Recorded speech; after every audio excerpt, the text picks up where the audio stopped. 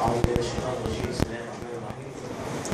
أحمد الله رب العالمين وأصلي وسلم على خاتم الأنبياء والإمام المرسلين سيدنا مولانا محمد.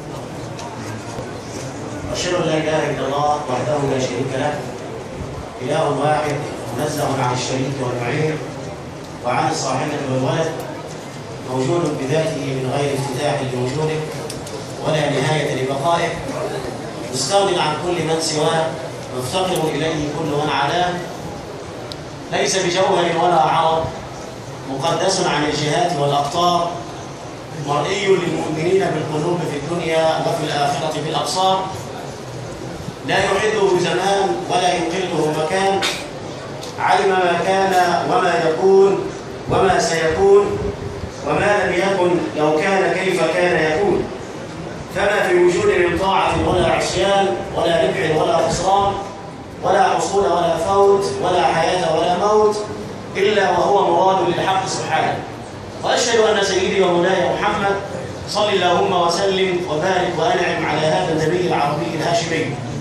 وبعد، فلقد انتهى الحديث بنا إلى الكلام عن وجوه الإعجاز في الخلق، فذكرنا الإعلان والترتيب والمزج والتقريب وتنوع الأجناس وبث الرزق لكل الناس والتفاضل في الأساس والخلق من أبوين، ووصلنا إلى المرحلة الأخيرة مما فتح الله به، وهي مرحلة خلق الجوارح والأدوات. فمن المعلوم أن الله تعالى خلق للإنسان وسائل للإدراك بها يحيا وينعم ويأكل ويشرب ويمشي وينام ويتعلم ويكتب ويدرك ويحب، وجعل لكل معنى من هذه المعاني جارحة. فللكلام اللسان، وللنظر العين، وللسمع الأذن، وللإدراك العقل، وللمحبة القلب، وللأخذ اليد، وللحمل الذراع، وللمشي القدم. ومع هذا كله تجد من وجوه الإعجاز أن كل جارحة من هذه الجوارح تؤدي عملها بتمام دون أن تتدخل جارحة في عمل أخرى. وهذا نوع غريب من الإعجاز. فلم نسمع يوما عن رجل سمع بعينه وراء بأذنيه، أو رجل شم بذراعه وتنفس بيده مثلا يعني، أو رجل أكل برجله مثلا ومشى برأسه. لم نسمع عن هذا. إنما كل جارحة من هذه الجوارح تؤدي عملها تماما. وفي هذا عبرة. التخصص يا سادة، لكل رجل تخصص، لكل جارحة عمل. ومن فساد الدنيا إنه يعمل غير متخصص في عمل غيره. فتجد بكالوريوس التجارة يغسل طباق، واللي ما معاش الشهادة قاعد على المكتب، اللي معاه دكتوراه بيمسح البلاط. كما قال أحدهم: تموت الأسد في الغابات جوعا ولحم الضأن يرمى للكلاب.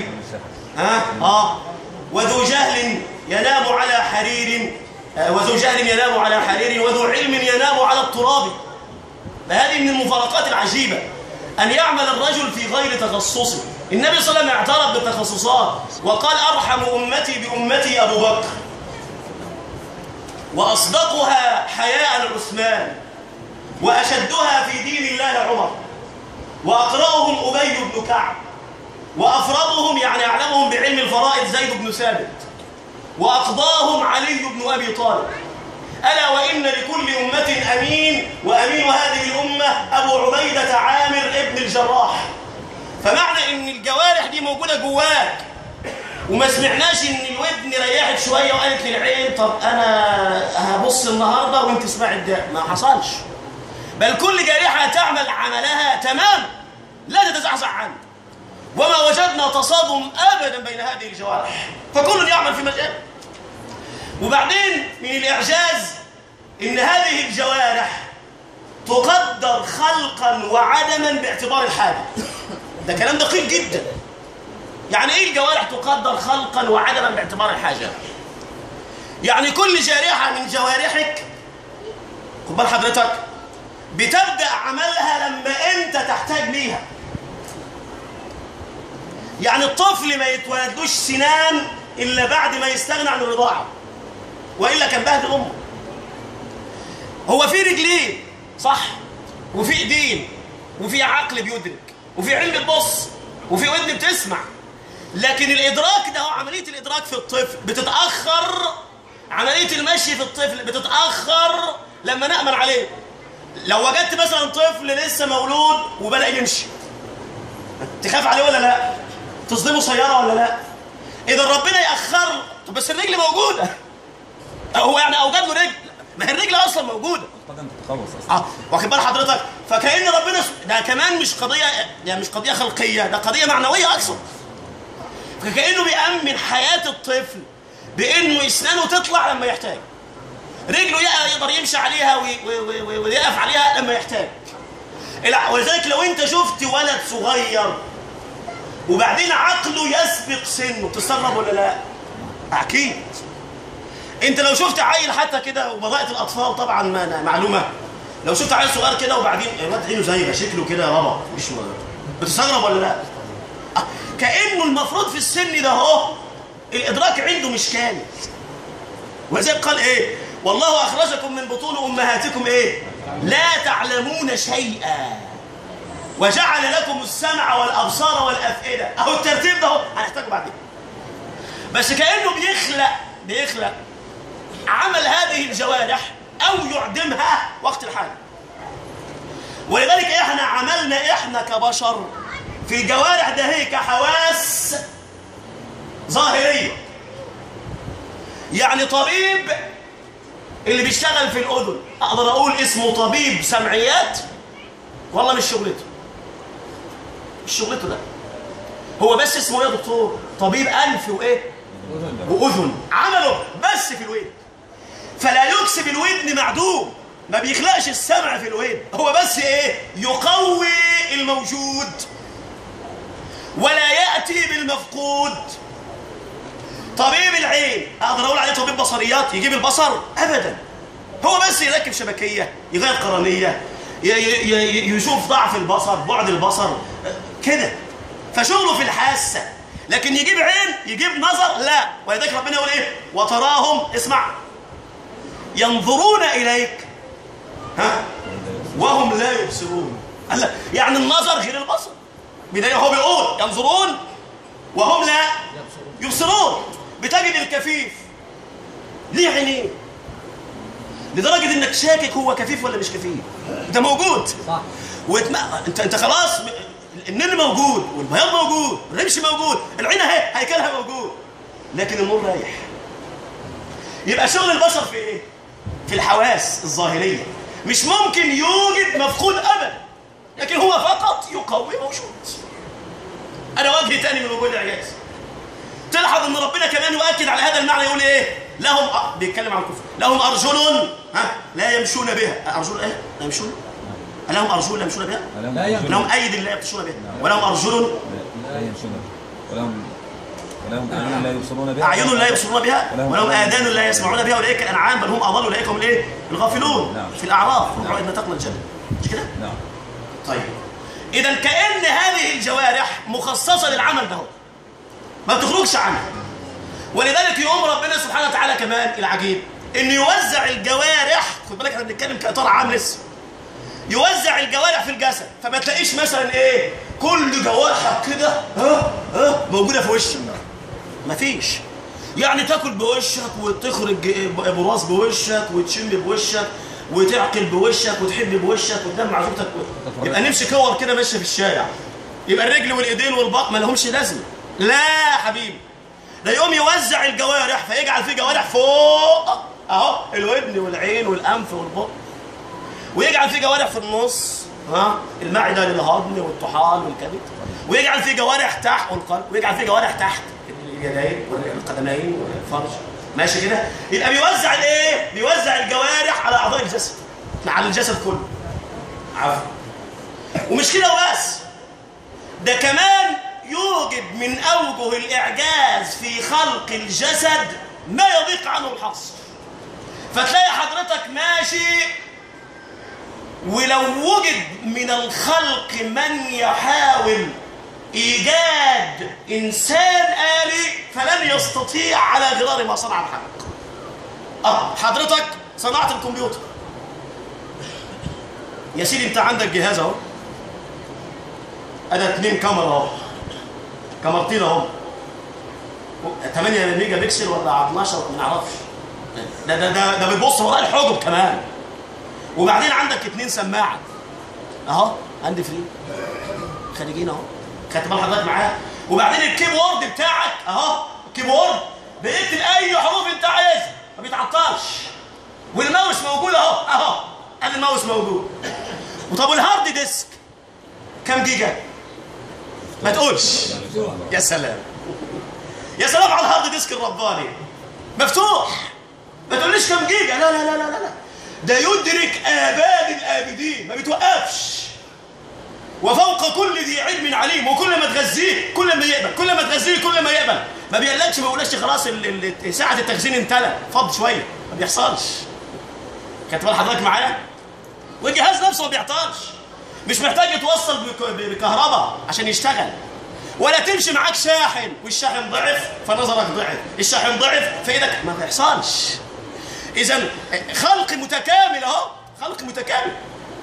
العجيب انه مش خلق متكامل آلي، ده خلق متكامل بيحس. خد بال حضرتك معايا، خلق متكامل بيحس، يقوم يسعد بالطاعة ويشقى بالمعصية، ودي ما تحصلش في جميع المخلوقات الإلكترونية البشرية يا أحسن. لكن خلق متكامل يسعد بطاعة ويشقى بمعصية، فيجعل كل جارحة من الجوارح تسعد بطاعة من الطاعات وتشقى بمعصية من المعاصي.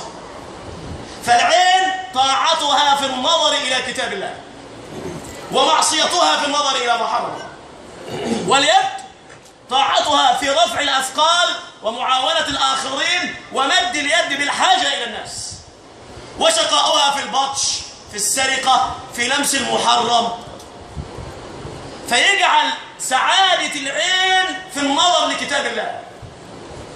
وقد قيل في الأثر، وإن كنت لم أقف على درجة هذا، النظر إلى 3 أمور من العبادة: النظر إلى المصحف، النظر إلى الكعبة، النظر إلى وجه الأبوين برضا من العبادة. فمثل هذه العين حين تنظر، ذلك حضرة النبي يتكلم عن شقاوتها وبؤسها، يقول: العينان تزنيان وزناهما النظر، واليدان تزنيان وزناهما البطش، والقدمان تزنيان وزناهما الخطى، والقلب يهوى ويتمنى ويصدق ذلك الفرج أو يكذبه. يتكلم عن اللسان ويتكلم عن الأذن. والعجيبة واللي هتيجي الكلام عنها بعد كده، إنه القرآن لما يجي يحصر لك الجوارح اللي بثها فيك، أول حاجة يذكرها لك من الجوارح الودن. في بال حضرتك، ودي هيجي لها تقريبا إن شاء الله درسين أو 3 كلام بس عن الودن. فيتكلمك عن، بقول: أخرجكم من بطون أمهاتكم لا تعلمون شيئا وجعل لكم إيه؟ السمع والأبصار والأفئدة.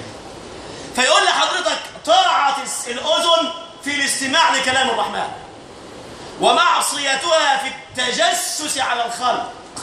ولذلك أحد الصالحين دفن أختا له، وبعدين بعد ما دفنها وجد دخان كثيف يخرج من قبرها.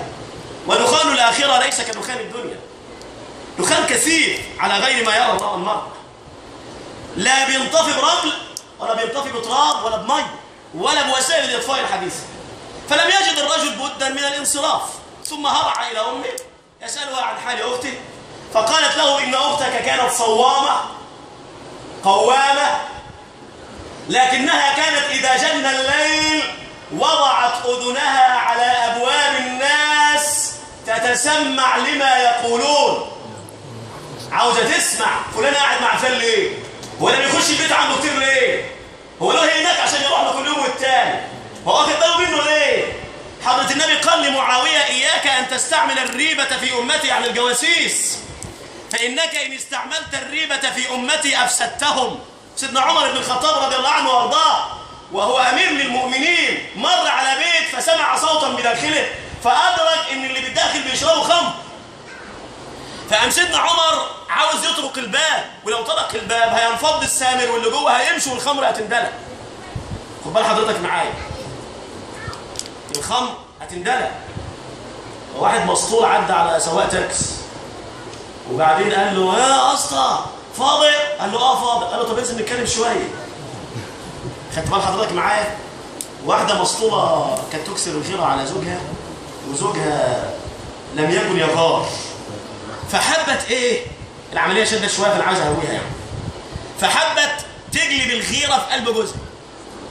فعملت ايه؟ قبل الراجل ما يجي من الشغل قالت له يا محمد اطلع هات شبشب ابو حماده جارهم يعني وحطه فين؟ قدام باب شقتنا. فالراجل جه مش هو عارف اللي في المجمع. فالراجل جه من الشغل كل شويه تقول له انت بتغش عليا بتغش عليا. فجه من الشغل لقى شبشب ابو حماده قدام الشقه. فدخل قال له يا محمد شبشب مين اللي بره ده يا حبيبي؟ قال له هو بتاع ابو حماده. قال له طب وديه له يابا يمكن يروح الشغل ولا حاجه يمكن يحب يخرج. فراحت كلمت جارتها، الراجل مش متأثر. فقالت لها اقول لك على حاجه، خدي بدله ابو حماده وحطيها عندك على الانتري اي مكان في الشقه. فخدت بدله ابو حماده وبعدين حطت بدله ابو حماده فين؟ على كرسي الانتري المكان اللي بيقعد فيه. فلما دخل جه يقعد لقى بدله ابو حماده. ايه ده يا جماعه ايه ده؟ قالوا ده البدله بتاع ابو حماده. قال له يا محمد خد بدله ابو حماده وديها له يا ابني يمكن يحب يخرج بره ولا حاجه. بتعمل فيه ايه؟ فقامت جارتها قالت بس مفيش حل بقى ايه؟ انت تاخد ابو حماده نفسه تحطيه عندك في الدولاب. كويس؟ فخدت ابو حماده. فقام لما جه من الشغل قالت له اسمع ما اقول لك انت من زمان ما اشتريتليش حاجه، انا عايز انزل اشتري فستان. يا ست انا لسه اشتريت فستان الاسبوع اللي فات. قالت له لا تعالى بقول لك تعالى نعد الفساتين اللي في الدولاب. انا بتقول لي انا ما عنديش فساتين. راح داخل الدولاب وقال ايه؟ يلا يا ست انا فستان، انا اثنين، انا ثلاثه، وسع ابو حماده كده شويه، انا اربعه، ادي خمسه. مفيش فايده. فسيدنا عمر عارف انه لو خبط على الباب البساطين اللي جوه عفوا يعني في اللفظ هيطلعوا وبعدين هيدلقوا الخمر. فقام يعمل ايه سيدنا عمر؟ خد بال حضرتك، قام تسلق السور.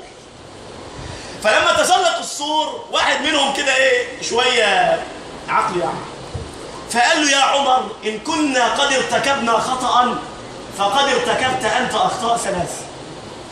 قال له لا ده من كتاب ربنا ولا من سنه النبي؟ قال بل من كتاب الله. قال ماذا؟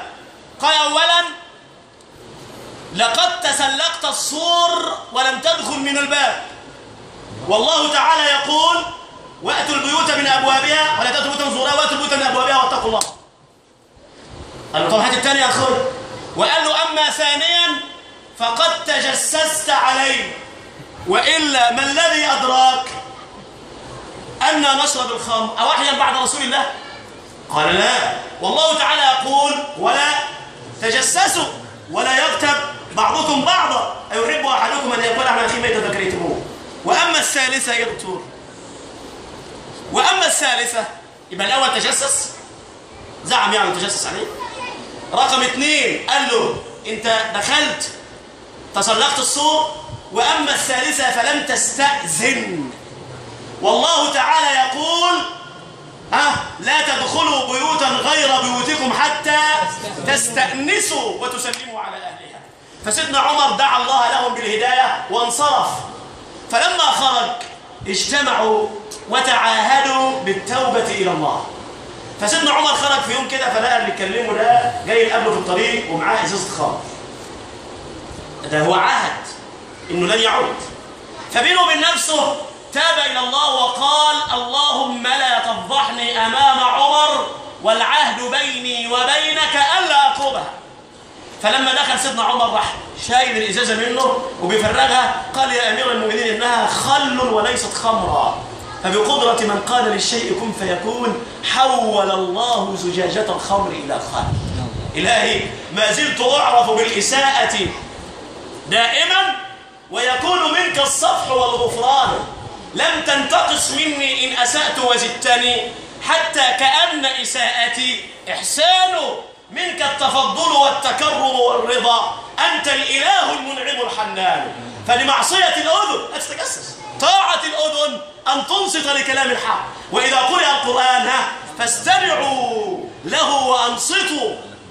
طاعة البطن ألا تأكل حرام وألا تدخل فيها حرام، وكم رأينا من معدات لأصحاب أموال طائلة لا تهدى ولا تقر أبدا لأن الحرام دخل فيها. وقد كانت المرأة قديما تخاطب زوجها إذا خرج فتقول له إياك أن تطعمنا حراما فإنا نصبر، نعم فإنا نصبر على الجوع في الدنيا ولا نصبر على حر جهنم يوم القيامة. دي المرأة الصالحة. الآن المرأة لو دخلت عليها وينك فاضية اضطرك بره. أنا أكلمك بقى يا أخويا على التراويح، أنا هضطرك بره دي. كانت بقى حضرتك معايا؟ فدي مصيبة سودة لو دخلت عليها وينك فاضية. لا كانت قديما تفرح إنه بس حاضر دخل ويله فاضية. وبعدين إيه مش كده بس، ده كمان الحمار بتاعه مات، فهي حابة ترضيه، فلما دخل زعلان قوي متهسر يعني، فبتقول له مالك يا أبو حمادة؟ قال لها الحمار مات. قالت له ما تزعلش أنت عندك 100 حمار. خدت بالك في غير محلها دي، خدت بالك حضرتك معايا؟ فطبعا إيه